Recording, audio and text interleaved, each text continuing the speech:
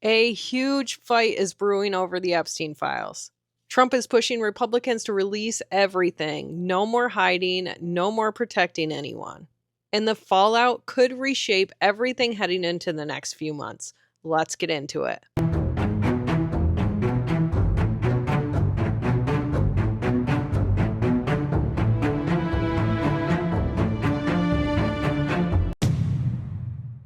So House Republicans are getting ready to vote on releasing every Epstein record they can. And now Trump is telling every Republican in Congress to vote yes. He's calling on the entire GOP to release the files, every single one of them. Trump said, "We have nothing to hide, so release it." And he listened, he adjusted after all the calls of people up in arms over this, and he made the correct call, in my opinion. But Trump and Epstein were not friends. Trump had kicked Epstein out of Mar-a-Lago after Epstein approached a young female staffer at the spa. And this is documented and happened long before any of this became mainstream. And people forget something else. Back in 2015, years before Epstein's arrest, Trump went on camera and called the island exactly what it was. Check this out. You raised the question of Jeffrey Epstein in your remarks about in the Q&A. Well, I think he's got a problem. What do you think the problem will be? I don't know, but that island was really a cesspool. There's no question about it. Just ask Prince Andrew. He'll tell you about it. The island was an absolute cesspool.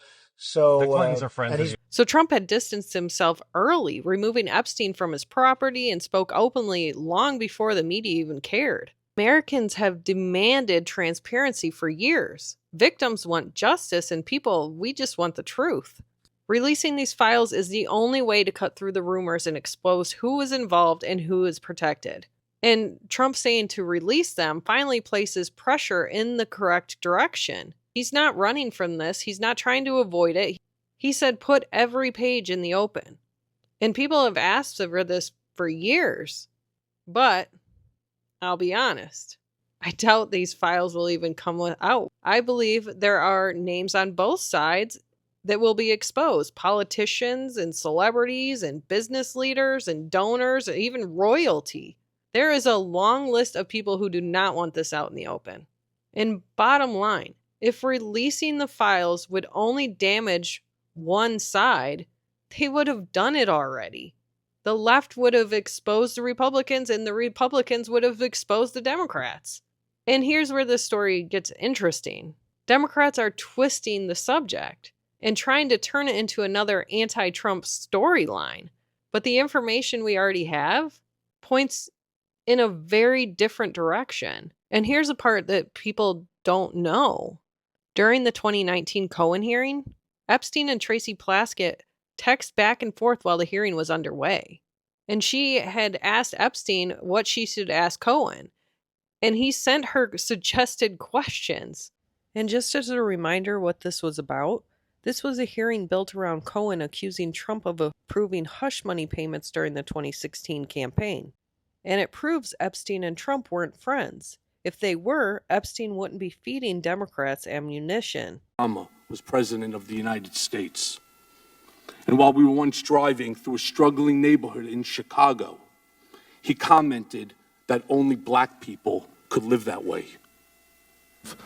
Attorney-client privilege, yes, I will turn it over. You, as my friend Mr. Meadows pointed out, misled this committee even today in a written submission that contradicted your testimony. You have suggested you are going to review that.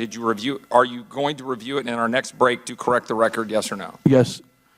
Question, you helped out the president's campaign or were involved in the campaign as a representative, as a spokesman, even in your words today. It was your idea for the campaign dating back to 2011. Is that accurate, yes or no? Yes.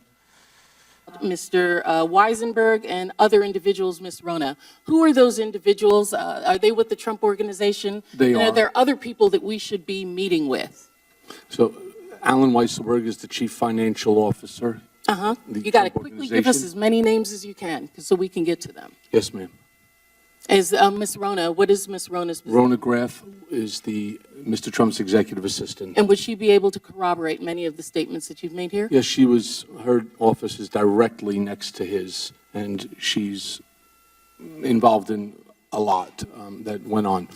And she used his input during a hearing built on testimony from Trump's former lawyer. And she represents the Virgin Islands. This is the very place where Epstein's Island is.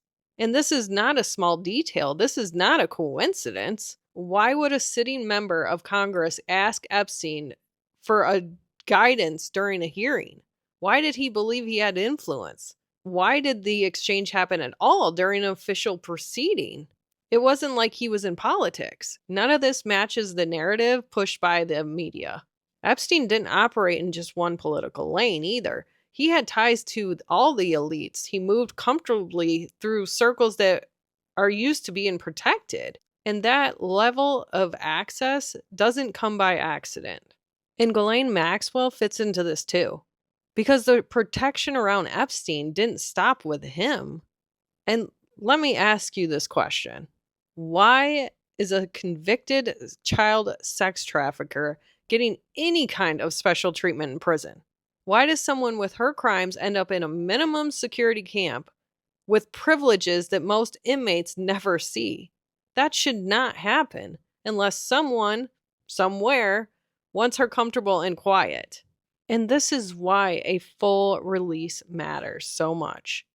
We need every name, every document, no exceptions, except the victims, of course.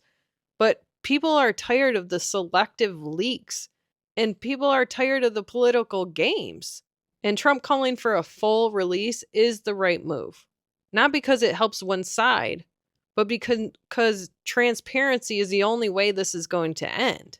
No more hiding, no more protecting the elite. If these files implicate people on the left or the right, so be it. The country deserves to see everything. Expose it all. Put it in the open, and then maybe we can focus on the issues that truly matter for Americans. Because this is just a major distraction that should have been resolved long ago. That's it for today, folks. Like, subscribe, and share. It really does help the channel grow. And remember to stay strong. And as always, keep fighting the good fight. We'll see you next time.